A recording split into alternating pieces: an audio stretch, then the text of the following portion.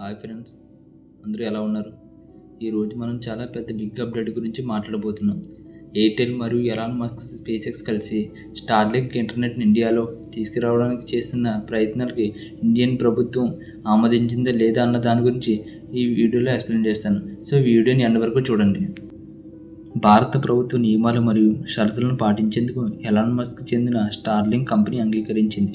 ఈ నియమాల ప్రకారం దేశంలో యూజర్స్ డేటాను నిల్వ చేయడం, భద్రతా సంస్థలతో అవసరమైనప్పుడు ఈ డేటాను పంచుకోవడం వంటి అంశాలు ఉన్నాయి. అంతేకాకుండా స్టార్లింక్ సర్వీసెస్ను ప్రారంభించేందుకు లైసెన్సులు పొందడానికి భారత ప్రభుత్వం విధించిన నియమాలకు కట్టుబడి ఉంటానని సంస్థ తెలిపింది. ఇక భారతీయ ఎయిర్టెల్తో స్పేస్ పార్ట్నర్షిప్ కుదుర్చుకోవడం ద్వారా భారత్లో స్టార్లింక్ సేవలను అందించేందుకు సంస్థ సిద్ధమవుతుంది. ఈ ఒప్పందంలో భాగంగా ఎయిర్టెల్ రిటైల్ స్టోర్లలో స్టార్లింక్ ఎక్విప్మెంట్స్ లభ్యమవుతాయి. అంతేకాకుండా గ్రామీణ ప్రాంతాలు, పాఠశాలలు, ఆరోగ్య కేంద్రాలు వంటి మారుమూల ప్రాంతాల్లో ఇంటర్నెట్ సర్వీసెస్ను అందించేందుకు ఇరు సంస్థలు కలిసి పనిచేయనున్నాయి. అయితే కేంద్ర ప్రభుత్వం దీనికి కొన్ని ముఖ్యమైన షరతులను విధించింది. భారత ప్రభుత్వం పెట్టిన కండిషన్స్: డేటా స్టోరేజ్. భారత్లో యూజర్ల డేటా దేశీయంగా నిల్వ చేయాలి. దేశ భద్రతా సంస్థలు అవసరమైనప్పుడు ఈ డేటాను పంచుకోవాలి. లైసెన్స్.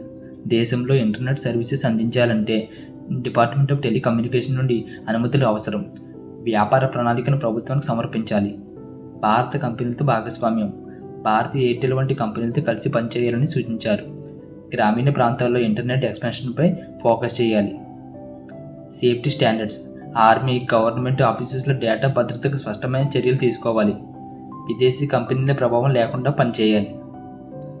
భారత్లో కంట్రోల్ రూమ్ ఏర్పాటు చేయాలని కేంద్ర ప్రభుత్వం కండిషన్ పెట్టింది. దానికి ఇంకా స్పష్టత లేదు. స్టార్లింక్ ఇప్పటికే భారత ప్రభుత్వ షరతులను అంగీకరించింది. త్వరలోనే భారత్లో సర్వీసెస్ ప్రారంభించే అవకాశం ఉంది. ఎయిర్టెల్ అండ్ స్పేస్ ఎక్స్ కలిసి కొన్ని ప్రాజెక్టులు మొదలుపెట్టనున్నాయి. కేంద్ర ప్రభుత్వ షరతులను పాటిస్తూ సేవలు అందించనున్నది. ఇంటర్నెట్ విస్తరణలో ఇది కీలక మార్పును తీసుకురావచ్చు. స్టార్లింక్ ఎవరికి ఉపయోగపడుతుంది? Starlink satellite internet service. Space X company అందిస్తున్న హై స్పీడ్ ఇంటర్నెట్ సర్వీస్.